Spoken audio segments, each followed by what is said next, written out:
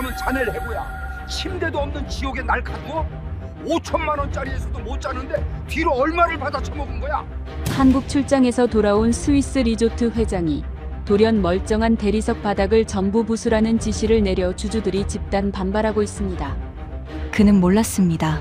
자신이 지옥이라 불렀던 그 바닥이 사실은 2000년 된 치유의 기술이었다는 것을요. 차가운 대리석 위에서 매일 밤 고통에 몸부림치던 스위스 부호. 그가 한국의 돌 위에서 기절하듯 잠든 그날 밤 모든 것이 바뀌었습니다. 오만했던 그를 무릎 꿇린 한국 온돌의 기적. 그 이른 기록을 공개합니다. 여러분께 더 많은 감동을 전해드리고 싶은데 구독과 좋아요 눌러주시면 제가 더 힘내서 좋은 이야기 많이 찾아올게요. 안녕하세요. 저는 루카스 베르너입니다. 올해 58살이고 스위스 체르마트 절벽 끝에 있는 7성급 리조트 더 버텍스의 소유주이자 최고 경영자입니다. 제 이름 앞에는 늘 화려한 수식어가 따라다닙니다. 유럽의 늑대, 알프스의 제왕, 1박에 5천만 원짜리 객실을 만든 남자. 사람들은 제가 구름 위의 성에서 신선처럼 사는 줄 알더군요. 하지만 실상은 전혀 다릅니다. 저는 세상에서 가장 비싼 침대 위에서 매일 밤 지옥을 헤매는 그저 아프고 늙은 남자일 뿐입니다. 2024년 1월 리조트 펜트하우스의 침실은 고요했습니다. 창밖으로는 제가 그토록 사랑했던 마테오른이 달빛을 받아 빛나고 있었죠. 방 안 온도는 정확히 24도에 맞춰져 있었고 습도도 완벽했습니다. 하지만 저는 5천만 원짜리 아이더 구스 이불 속에서 사시나무 떨듯 떨고 있었습니다. 제 몸에는 최고급 실크 잠옷 대신 낡아빠진 전기담요가 칭칭 감겨 있었고 발밑에는 뜨거운 물주머니가 3개나 놓여 있었죠. 10년 전 알프스 빙하 도로에서 당한 교통사고 때문입니다. 10시간의 대수술 끝에 목숨은 건졌지만 제게는 복합부위 통증 증후군이라는 악마가 찾아왔습니다. 조금만 찬 기운이 스쳐도 혈관이 비정상적으로 수축하며 마치 유리 조각이 혈관을 타고 흐르는 듯한 통증이 시작됩니다. 남들에게는 쾌적한 24도가 제게는 영하 20도의 혹한이나 다름없었습니다. 뼈마디 하나하나가 얼음 송곳으로 찔리는 고통 속에서 저는 마약성 진통제를 삼키며 밤을 버텨야 했습니다. 날이 밝자마자 저는 비틀거리는 걸음으로 지하 의료센터를 찾았습니다. 제 주치의 슈미트 박사는 저를 보자마자 난감한 표정을 지으며 새로운 기계 앞으로 저를 안내하더군요. 회장님, 이번에 독일에서 들여온 최신 크라이오 테라피 장비입니다. 영하 110도에서 3분만 버티면 통증이 사라진다고 합니다. 영하 110도라니. 상상만 해도 치가 떨렸지만 지난밤의 고통이 너무 끔찍했기에 저는 지푸라기라도 잡는 심정으로 그 은색 원통 안으로 들어갔습니다. 기계가 작동하고 하얀 질소 가스가 뿜어져 나왔습니다. 남들에게는 시원한 냉기였겠지만 제게는 사형 선고나 마찬가지였습니다. 차가운 가스가 피부에 닿는 순간 제 뇌는 비명을 질렀습니다. 혈관이 수축하다 못해 터져버릴 것 같았고 전신의 뼈가 으스러지는 듯한 압박감이 가슴을 짓눌렀습니다. 그건 치료가 아니라 고문이었습니다. 단 30초가 지났을 뿐인데 눈앞이 하얗게 번지더군요. 저는 있는 힘을 다해 비상벨을 주먹으로 내리쳤습니다. 꺼! 당장 끄란 말이야. 기계 문이 열리자마자 저는 바닥으로 굴러떨어졌습니다. 의료진이 달려와 담요를 덮어주었지만 저는 발작하듯 몸부림쳤습니다. 입술은 파랗게 질렸고 온몸은 경련을 일으키고 있었죠. 내 몸이 유리처럼 깨지는 줄 알았습니다. 수억 원짜리 기계도 세계 최고의 의료진도 제 고통 앞에서는 무용지물이었습니다. 저는 도망치듯 의료센터를 빠져나와 집무실 바닥에 주저앉았습니다. 바닥은 제가 이탈리아 카라라에서 직접 공수해온 최고급 백색 대리석이었습니다. 매끄럽고 아름다운 그 돌덩이가 제 엉덩이와 허벅지에 닿았습니다. 순간 저는 소스라치게 놀라며 몸을 웅크렸습니다. 마치 거대한 빙판 위에 앉은 것처럼 끔찍한 냉기가 뼛속까지 파고들었기 때문입니다. 아름답기로 소문난 그 바닥이 저에게는 저를 서서히 얼려 죽이는 감옥의 바닥처럼 느껴졌습니다. 저는 책상 서랍에서 고작 1달러짜리 핫팩을 꺼내 가슴에 품었습니다. 수천억 원의 자산을 가진 남자가 7성급 리조트 구석에 쭈그리고 앉아 나 핫팩 하나의 의지에 떨고 있는 꼴이라니. 처절한 아이러니였습니다. 돈으로 모든 것을 살 수 있다고 믿었던 제 오만함이 산산이 부서지는 순간이었죠. 저는 떨리는 목소리로 중얼거렸습니다. 세상 어디에도 나를 따뜻하게 해줄 곳은 없는 건가. 하지만 그때는 몰랐습니다. 지구 반대편 작은 나라에 제가 평생 찾아 헤매던 해답이 수천 년 전부터 존재하고 있었다는 사실을 말이죠. 스위스 체르마트의 겨울은 잔인할 만큼 아름답습니다. 제 집무실 통유리창 너머로는 마터오른이 다이아몬드처럼 빛나고 있었지만 그 아름다움 뒤에는 살을 애는 추위가 숨어 있었습니다. 저는 최고급 캐시미어 스웨터를 2겹이나 껴입고 등 뒤에는 두꺼운 담요를 두른 채 책상 앞에 앉아 있었습니다. 책상 아래에는 전기 난로가 붉은 빛을 내뿜고 있었지만 발끝의 시림은 좀처럼 가시지 않았습니다. 문제는 바로 바닥이었습니다. 이탈리아산 대리석 바닥은 겨울만 되면 끔찍한 냉기를 뿜어내는 얼음판으로 돌변했습니다. 천장에 달린 히터는 뜨거운 바람을 윙윙거리며 쏟아내고 있었지만 그것은 또 다른 고통이었습니다.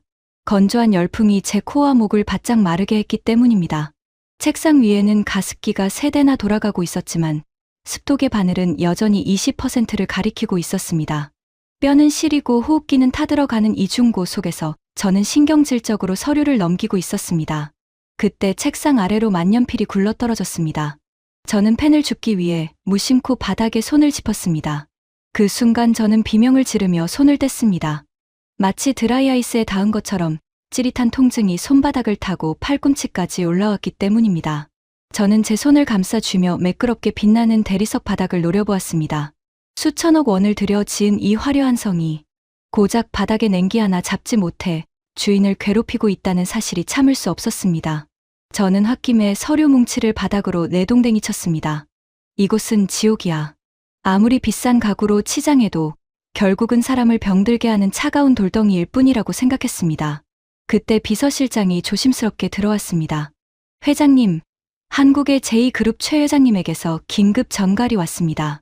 봉투 안에는 다음 주 서울에서 열리는 아시아 럭셔리 호텔 포럼 초청장이 들어 있었습니다. 제2그룹이 새로 개발 중인 리조트에 우리 브랜드를 유치하고 싶다는 파격적인 제안도 함께였습니다. 하지만 저는 고개를 저었습니다. 스위스에서 한국까지 10시간이 넘는 비행을 제 몸 상태로는 견딜 수 없었습니다. 취리히까지 가는 것도 힘든데 서울이라니 말도 안 된다 싶어 거절하라고 했습니다. 하지만 비서실장은 물러서지 않고 한마디를 덧붙였습니다. 이번 초청에는 특별한 조건이 있다고요. 최 회장이 저를 위해 한국 최고의 통증의학 명의를 소개해 주겠다 했다더군요. 한국에는 서양의학과는 다른 독특한 전통 치료법이 있다고 합니다. 제 귀가 솔깃해졌습니다. 통증 치료라는 말에 마음이 흔들린 겁니다. 지난 10년간 서양의학으로는 고치지 못한 병이었습니다. 어쩌면 아시아라는 미지의 땅에 해법이 있을지도 모른다는 막연한 기대감이 피어올랐습니다. 게다가 이 차가운 대리석 감옥에 계속 갇혀 있느니 차라리 새로운 환경에서 돌파구를 찾는 게 나을지도 모른다는 생각이 들었습니다. 한참을 고민한 끝에 저는 결심했습니다. 조금이라도 추우면 바로 돌아올 테니 서울에서 가장 따뜻한 숙소로 안내하라는 조건 하나만 달아서 승낙했습니다. 일주일 뒤 저는 인천국제공항에 도착했습니다. 하지만 비행기 문이 열리는 순간 저는 제 선택을 후회했습니다. 한국의 겨울은 스위스와는 달랐습니다. 습기를 머금은 영하 10도의 칼바람이 뼈속까지 파고드는 느낌이었습니다. 의전 차량으로 이동하는 짧은 순간에도 냉기가 바지 밑단으로 스며들어 발목을 시리게 했습니다. 차량에 탑승하자마자 히터를 최대로 틀었지만 차가운 가죽 시트는 쉽게 데워지지 않았습니다. 저는 창밖으로 스쳐 지나가는 서울의 풍경을 바라보며 중얼거렸습니다. 내가 미쳤지.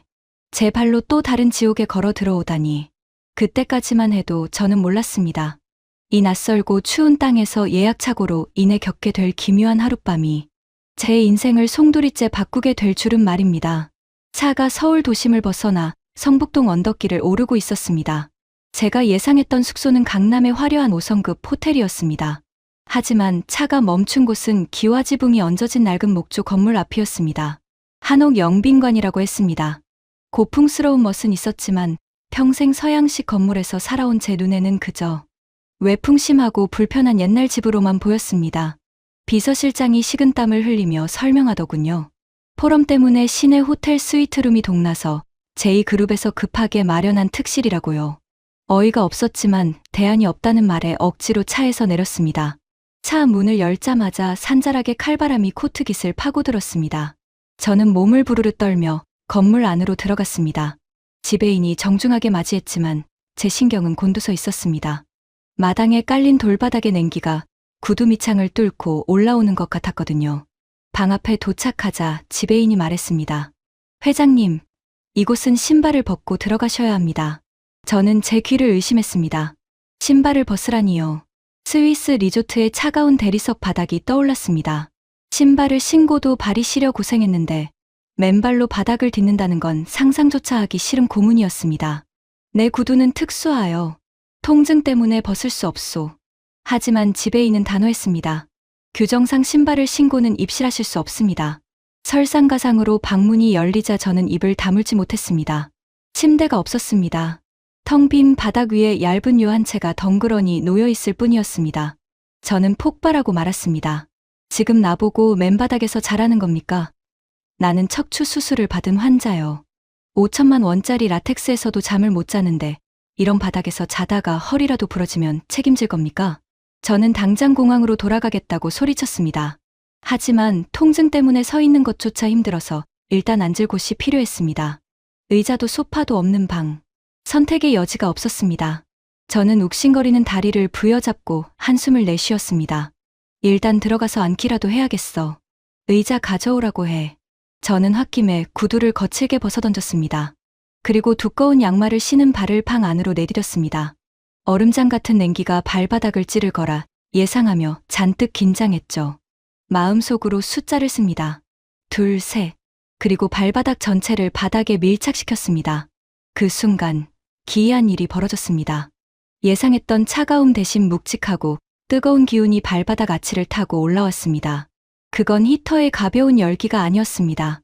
마치 땅속 깊은 곳에서 용암이 끓어오르는 듯한 원초적인 뜨거움이었습니다. 저는 멈칫했습니다. 이게 뭐지? 한 걸음 더 내디뎠습니다. 발 뒤꿈치부터 발가락 끝까지 바닥에 닿는 면적 전체가 뜨끈하게 달아올랐습니다.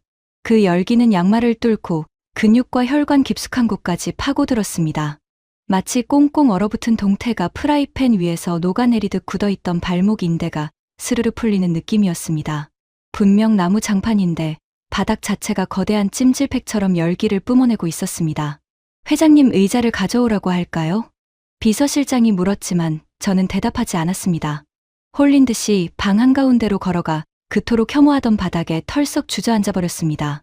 엉덩이가 바닥에 닿자 꼬리뼈를 타고 척추를 따라 찌릿한 전율이 올라왔습니다. 그건 고통이 아니었습니다. 10년 동안 저를 괴롭혀온 냉기를 몰아내는 강력한 열기의 파동이었습니다.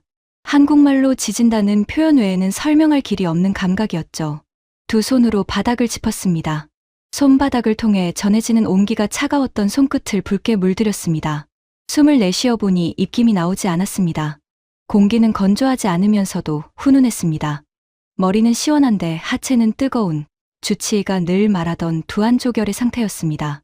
의자는 필요 없어. 제가 나직하게 말하자 비서실장이 놀란 눈으로 쳐다보았습니다. 저는 코트를 벗어 던지고 넥타이를 풀며 지배인에게 물었습니다. 이 바닥 밑에 뭐가 들어있소? 지배인은 미소를 지으며 대답했습니다. 온돌입니다. 뜨거운 물이 바닥 전체를 돌며 돌을 데우고 그 돌이 열기를 머금고 있다가 뿜어내는 원리입니다. 돌이라고 했습니다.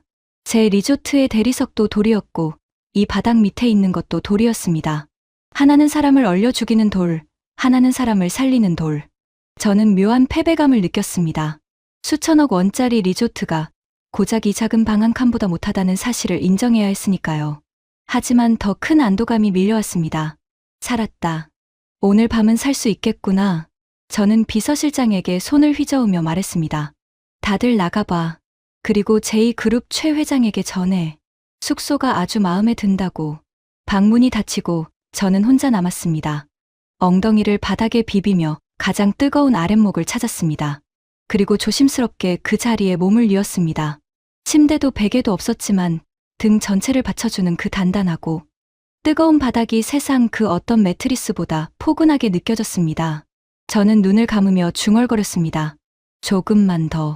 조금만 더 뜨겁게. 기나긴 고통의 터널을 지나온 제가 처음으로 맛보는 휴식의 맛이었습니다. 차가운 공기와 뜨거운 바닥이 공존하는 기묘한 방 안에서 저는 홀로 누워 있었습니다. 비단요는 얇았고 베개는 딱딱했지만 등 뒤에서 올라오는 열기는 그 모든 불편함을 잊게 만들었습니다. 지금까지 제가 경험했던 서양의 난방 방식은 공기를 데우는 것이었습니다. 히터나 라디에이터는 피부 표면만 뜨겁게 달굴 뿐 정작 뼈 속 깊이 박힌 냉기는 몰아내지 못했죠. 그래서 얼굴은 화끈거리고 발은 시린 기형적인 상태가 계속되었습니다. 하지만 이 온돌이라는 것은 차원이 달랐습니다. 마치 저온에서 고기를 천천히 익히는 수비드 조리법처럼 은근하고 묵직한 열기가 제 등 근육을 뚫고 척추를 지나 뼛속 골수까지 깊숙이 파고들었습니다. 그것은 단순히 따뜻하다는 말로는 표현할 수 없는 감각이었습니다. 마치 수천 개의 따뜻한 손길이 굳어버린 제 신경을 하나하나 어루만지는 것 같았습니다. 저는 평생 불면증에 시달렸습니다. 통증 때문에 1시간마다 깨야 했고 수면제 없이는 잠들 수 없는 밤이 10년째 이어졌죠. 하지만 그날 밤은 달랐습니다. 바닥과 한 몸이 된 듯한 편안함 속에서 제 의식은 순식간에 끊어졌습니다. 마약성 진통제도 수면제도 먹지 않았는데 말입니다. 눈을 떴을 때는 창호지 문틈으로 환한 아침 햇살이 쏟아지고 있었습니다. 저는 본능적으로 시계를 확인하고 소스라치게 놀랐습니다. 오전 9시였습니다. 전날 밤 11시에 누웠으니 무려 10시간 동안 단 한 번도 깨지 않고 기절하듯 잔 것입니다. 제 인생에서 처음 겪는 일이었습니다. 더 놀라운 건 몸의 상태였습니다. 침대에서 일어날 때마다 느껴지던 관절의 뻣뻣함이나 찌르는 듯한 통증이 거짓말처럼 사라져 있었습니다. 마치 밤새 누군가 제 몸을 분해해서 녹슨 부품을 새 것으로 갈아 끼워 놓은 것 같은 개운함이었습니다. 저는 자리에서 일어나 요를 걷어냈습니다. 그리고 맨바닥을 손바닥으로 쓸어보았습니다. 여전히 뜨끈했습니다. 밤새도록 식지 않고 저를 지켜준 이 열기의 정체가 궁금해 견딜 수가 없었습니다. 이 바닥 밑에는 도대체 무엇이 흐르고 있는 걸까? 어떤 마법을 부렸기에 현대의학도 포기한 내 몸을 하룻밤 만에 이렇게 바꿔놓은 걸까? 저는 바닥에 얼굴을 대고 그 온기를 다시 한번 깊이 들이마셨습니다. 나무 타는 냄새나 기름 냄새가 아닌 흙과 돌이 빚어낸 건강한 냄새가 났습니다. 그 순간 저는 직감했습니다. 이것이 바로 내가 평생 찾아 헤매던 해답이라는 것을 말입니다. 5천만 원짜리 침대도 최첨단 의료기도 하지 못한 일을 한국의 이 투박한 돌바닥이 해낸 것입니다. 저는 주먹을 꽉 쥐었습니다. 이 기술을 가져가야 해. 반드시 내 리조트에 이 바닥을 깔아야 해. 그것은 단순한 사업적 욕심이 아니었습니다. 생존을 위한 본능적인 절규였습니다. 스위스로 돌아오는 전용기 안에서 저는 한시도 가만히 있을 수 없었습니다. 서울에서의 그 기적 같은 하룻밤이 꿈처럼 느껴질까봐 두려웠기 때문입니다. 취리 공항에 내려 리조트로 향하는 차 안에서부터 다시 익숙한 통증이 시작되었습니다. 알프스의 차가운 공기가 제 무릎을 공격했고 리조트 로비에 들어서자마자 대리석 바닥의 냉기가 발목을 잡았습니다. 그토록 자랑스러웠던 제 리조트가 이제는 거대한 냉동창고처럼 보였습니다. 직원들이 환영 인사를 건넸지만 제 귀에는 들리지 않았습니다. 제 머릿속에는 오직 한 가지 생각뿐이었습니다. 이 차가운 돌덩이들을 다 드러내 버려야 한다는 생각 말입니다. 도착하자마자 저는 긴급 이사회를 소집했습니다. 회의실에 모인 이사들과 경영진은 제 표정을 보고 긴장한 기색이 역력했습니다. 저는 자리에 앉기도 전에 폭탄 선언을 했습니다. 당장 리조트의 문을 닫고 전면 리노베이션을 시작하겠다고 말입니다. 모든 객실의 대리석 바닥을 뜯어내고 한국식 온수 파이프를 깔겠다는 제 말에 회의실은 찬물을 끼얹은 듯 조용해졌습니다. 잠시 후 여기저기서 반발이 터져나왔습니다. 재무이사는 얼굴이 불그락불락해지며 소리쳤습니다. 회장님 지금 제정신이십니까? 그 대리석은 제곱미터당 500유로가 넘는 최고급 자재입니다. 그걸 다 부수다니요. 게다가 지금은 성수기입니다. 위약금만 해도 천문학적인 액수입니다. 수석 건축가 역시 어이없다는 표정으로 거들었습니다. 유럽의 상류층은 바닥 난방을 천박하게 여깁니다. 신발을 신고 생활하는 문화에 바닥을 데운다니요. 격 떨어지는 짓입니다. 그들의 말도 일리는 있었습니다. 멀쩡한 바닥을 뜯어내는 건 미친 짓으로 보일 수밖에 없었죠. 하지만 그들은 제가 겪은 지옥을 알지 못했습니다. 저는 말없이 서울에서 가져온 제 진료 기록을 테이블 위에 던졌습니다. 거기에는 제 수면 데이터와 통증 수치가 기록되어 있었습니다. 서울에서의 3일간 통증 수치는 제로였고 수면 효율은 95%에 달했습니다. 스위스에서는 단 한 번도 기록해보지 못한 수치였습니다. 제가 증거입니다. 제 병을 고친 건 스위스의 명의도 미국의 신약도 아니었습니다. 바로 한국의 돌덩이였습니다. 제가 확신에 찬 목소리로 말했지만 이사들의 표정은 여전히 회의적이었습니다. 그들은 저를 통증 때문에 판단력이 흐려진 노인 취급을 하고 있었습니다. 저는 더 이상 그들을 설득할 시간이 없다고 판단했습니다. 제 권한으로 강행하겠습니다. 우선 제 펜트하우스부터 시범 공사를 시작합니다. 만약 실패한다면 제가 가진 지분 전량을 회사에 내놓고 회장직에서 물러나겠습니다. 제 전 재산과 직위를 건 도박이었습니다. 그제야 이사들은 입을 다물었습니다. 광기 어린 제 눈빛에서 물러설 수 없는 결기를 읽었기 때문입니다. 그날 밤 저는 펜트하우스 거실에 서서 해머를 들었습니다. 그리고 제 손으로 직접 그 비싸고 차가운 칼 아래 대리석 바닥을 내리쳤습니다. 쾅 하는 굉음과 함께 대리석이 산산조각 났습니다. 그 소리는 제 과거의 고통과 작별을 고하는 신호탄이었습니다. 일주일 뒤 인천발 화물기를 타고 한국의 온돌 시공팀이 도착했습니다. 팀장은 김 씨라는 60살의 자그마한 최고의 남성이었습니다. 그의 손은 거칠고 투박했지만 눈빛만은 알프스의 만년설처럼 예리했습니다. 그들이 가져온 자재들은 스위스 건축가들의 비웃음을 사기에 충분했습니다. 최첨단 단열재 대신 웬 흙가루와 자갈 그리고 붉은색 플라스틱 파이프들이 트럭에서 쏟아져 나왔기 때문입니다. 스위스 수석 건축가는 코웃음을 쳤습니다. 이런 원시적인 재료로 7성급 리조트의 바닥을 만든다고요? 단열 효율이 떨어져서 난방비 폭탄을 맞을 겁니다. 그는 엑셀 파이프를 보며 고무 호스나 다름없다며 혀를 찼습니다. 하지만 김 팀장은 통역을 통해 그 말을 전해 듣고도 묵묵부답이었습니다. 그저 작업복으로 갈아입고 바닥에 쭈그리고 앉아 기초 작업을 시작할 뿐이었습니다. 작업 방식은 스위스 사람들의 상식을 완전히 뒤엎는 것이었습니다. 그들은 바닥에 단열재를 깔고 그 위에 콩자갈이라고 부르는 작은 돌들을 촘촘하게 채워 넣었습니다. 김 팀장은 이것이 추결 기능을 한다고 설명했습니다. 돌이 열을 머금고 있어야 보일러가 꺼져도 오랫동안 따뜻하다는 논리였죠. 스위스 건축가들은 열전도율 계산이 틀렸다며 계산기를 두드려댔지만 한국팀은 아랑곳하지 않았습니다. 가장 앞권은 파이프를 까는 작업이었습니다. 김 팀장은 도면도 보지 않고 감각적으로 파이프를 휘어 바닥에 고정했습니다. 마치 거대한 뱀이 따리를 틀듯 방 전체를 빈틈없이 채워나갔습니다. 자를 대보지 않아도 파이프 간격은 정확히 15cm였습니다. 방의 가장자리인 벽 쪽은 더 촘촘하게 중앙은 약간 느슨하게 배치했는데 이는 외풍이 심한 곳을 더 따뜻하게 만들기 위한 한국인만의 노하우였습니다. 그 신기에 가까운 손놀림에 비웃던 스위스 인부들도 하나둘 입을 다물고 구경하기 시작했습니다. 하지만 위기는 예고 없이 찾아왔습니다. 바닥 미장 작업을 앞둔 날 밤 알프스에 기록적인 한파가 몰아쳤습니다. 기온이 영하 20도까지 떨어지면서 시멘트 반죽이 얼어붙을 위기에 처했습니다. 이대로라면 양생이 제대로 되지 않아 바닥이 갈라지거나 들뜰 수 있는 상황이었습니다. 스위스 건축가는 거부라며 당장 공사를 중단해야 한다고 소리쳤습니다. 히터를 틀어도 소용없을 거라며 철수를 종용했죠. 그때 김 팀장이 나섰습니다. 그는 창고에서 드럼통 몇 개를 가져오더니 그 안에 갈탄을 피우기 시작했습니다. 매캐한 연기가 피어오르자 화재 경보기가 울릴까봐 모두가 기겁했습니다. 하지만 김 팀장은 능숙하게 환기구를 조절하며 실내 온도를 높였습니다. 단순히 공기만 데우는 게 아니라 바닥 깊숙이 열기가 스며들도록 불의 위치를 계속 옮겨가며 밤을 새웠습니다. 그것은 과학이라기보다는 예술에 가까웠습니다. 다음 날 아침 기적처럼 바닥은 매끈하게 굳어 있었습니다. 얼룩 하나, 균열 하나 없는 완벽한 수평이었습니다. 스위스 건축가는 믿을 수 없다는 듯 바닥을 어루만졌습니다. 콘크리트가 아니라 마치 도자기 표면처럼 단단하고 매끄러웠습니다.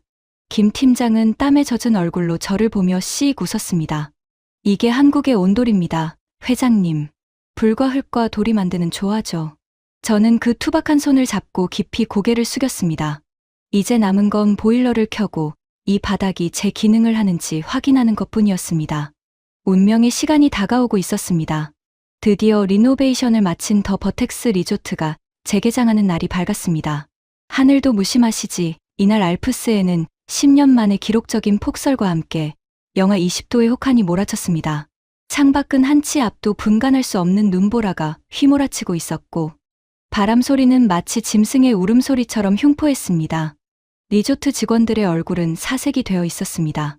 새로 깐 바닥 난방이 과연 이 살인적인 추위를 견뎌낼 수 있을지 확신하지 못했기 때문입니다. 게다가 오늘 방문할 손님들은 전 세계에서 가장 까다롭기로 소문난 할리우드 톱스타들과 중동의 왕족들이었습니다. 조금이라도 춥다는 불평이 나온다면 제 리조트의 명성은 하루아침에 무너질 판이었습니다. 오후 3시 체크인이 시작되기 직전 저는 중앙 통제실로 향했습니다. 그리고 직원들에게 미친 명령을 내렸습니다. 모든 객실과 로비에 히터를 꺼라. 오직 바닥 난방만 가동한다. 직원들은 제 귀를 의심했습니다. 영하 20도에 히터를 끄라니 자살행위나 다름없다고 만류했습니다. 하지만 저는 물러서지 않았습니다. 한국의 온돌은 보조 난방 수단이 아닙니다. 그 자체로 완벽한 주난방 시스템이라는 것을 증명하고 싶었습니다. 또한 히터 특유의 건조한 바람과 소음 없이 오직 바닥에서 올라오는 복사열만으로 얼마나 쾌적한 공기를 만들 수 있는지 보여주고 싶었습니다. 제 고집에 못 이겨 엔지니어는 떨리는 손으로 히터 전원을 내렸습니다. 이제 믿을 것은 바닥 밑에 깔린 한국산 엑셀 파이프와 그 안을 흐르는 뜨거운 물뿐이었습니다. 로비에 리무진들이 도착하고 털코트로 중무장한 VIP들이 하나둘 내렸습니다.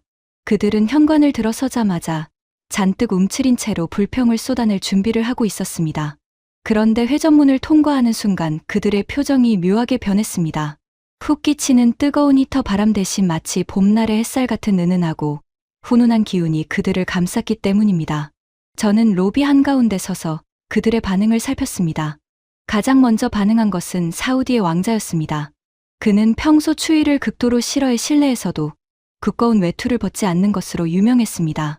그런 그가 로비 소파에 앉자마자 외투를 벗어 던졌습니다. 그리고 바닥에 깔린 카펫을 걷어내더니 신고 있던 가죽 슬리퍼마저 벗어버렸습니다.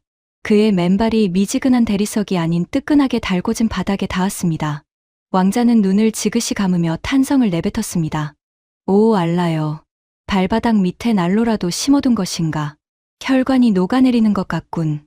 그 광경을 본 다른 투숙객들도 호기심에 하나둘 신발을 벗기 시작했습니다. 우아한 드레스를 입은 할리우드 여배우도 턱시도를 입은 실리콘밸리의 거물도 체면 따위는 잊은 채 맨발로 로비를 걸어 다녔습니다. 차가운 공기는 위로 올라가고 따뜻한 공기는 아래로 내려오는 대류 현상 덕분에 그들의 얼굴은 시원했고 발은 뜨거웠습니다.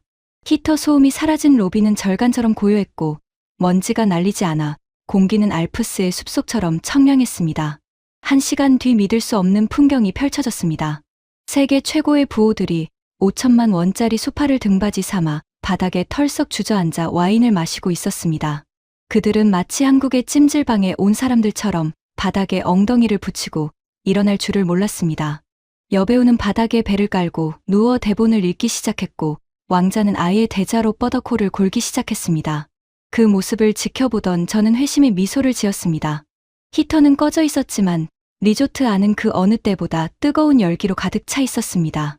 한국의 온돌이 유럽의 콧대 높은 귀족 문화를 완전히 무장해제시킨 순간이었습니다. 리노베이션 후 첫 겨울을 보낸 뒤 더 버텍스 리조트는 전 세계적인 신드롬을 일으켰습니다. 숙면 리조트 치유의 성지라는 별명이 붙으며 예약 대기만 3년이 밀리는 초유의 사태가 벌어졌습니다. 투숙객들은 하나같이 입을 모아 말했습니다.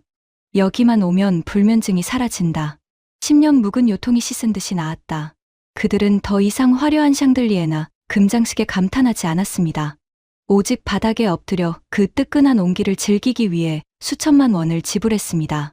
유럽의 건축 잡지들은 앞다투어 온돌 시스템을 분석하는 기사를 쏟아냈고 의학계에서는 복사열이 신부 체온을 높여 면역력을 강화한다는 논문들이 발표되었습니다.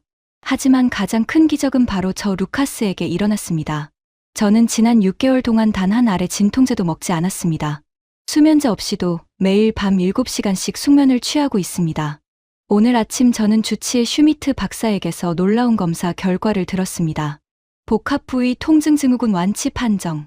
현대의학으로는 불가능하다던 일이 현실이 된 것입니다. 슈미트 박사는 고개를 저으며 말했습니다. 회장님, 이건 의학의 승리가 아닙니다. 자연의 승리이고 한국이라는 나라가 가진 지혜의 승리입니다. 저는 박사의 말에 깊이 공감했습니다. 차가운 기계 속에 들어가 억지로 고통을 잊게 하는 것이 아니라 따뜻한 돌 위에서 몸 스스로 회복할 힘을 길러주는 것. 그것이 바로 한국인들이 수천 년간 지켜온 생명의 기술이었습니다. 저는 지금 펜트하우스 창가에 서서 눈 덮인 마터오른을 바라보고 있습니다.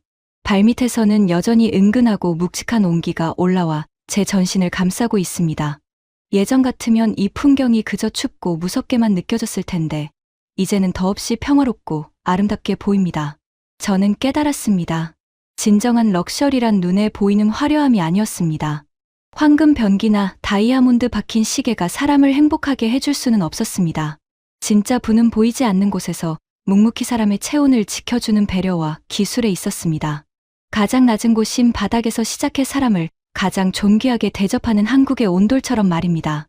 책상 위에는 제가 한국의 제2그룹 최 회장님과 김 팀장님에게 보낼 편지가 놓여 있습니다. 편지의 마지막 줄에 저는 이렇게 적었습니다.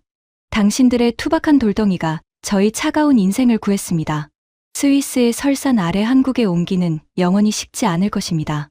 저는 이제 더 이상 유럽의 늑대도 알프스의 제왕도 아닙니다. 그저 따뜻한 바닥 위에서 편안하게 잠들고 개운하게 아침을 맞이하는 행복한 사람 루카스일 뿐입니다. 이 따뜻함을 저 혼자만 알기에는 너무나 아깝습니다. 언젠가 여러분도 이 기적 같은 온기를 꼭 한번 느껴보시길 바랍니다. 그때까지 부디 몸도 마음도 따뜻하시길 기원합니다. 오늘의 이야기는 여기까지입니다. 돈으로 모든 것을 가졌지만 정작 가장 중요한 건강과 잠을 잃었던 한 남자가 한국의 온도를 만나 구원받은 이야기 어떠셨나요? 화려한 겉모습보다 보이지 않는 곳에서 사람을 위하는 따뜻한 마음이 진정한 명품이라는 사실을 다시금 깨닫게 됩니다. 오늘의 이야기가 마음에 닿았다면 좋아요와 구독 부탁드립니다. 다음에도 더 깊은 이야기로 찾아뵙겠습니다. 시청해 주셔서 감사합니다.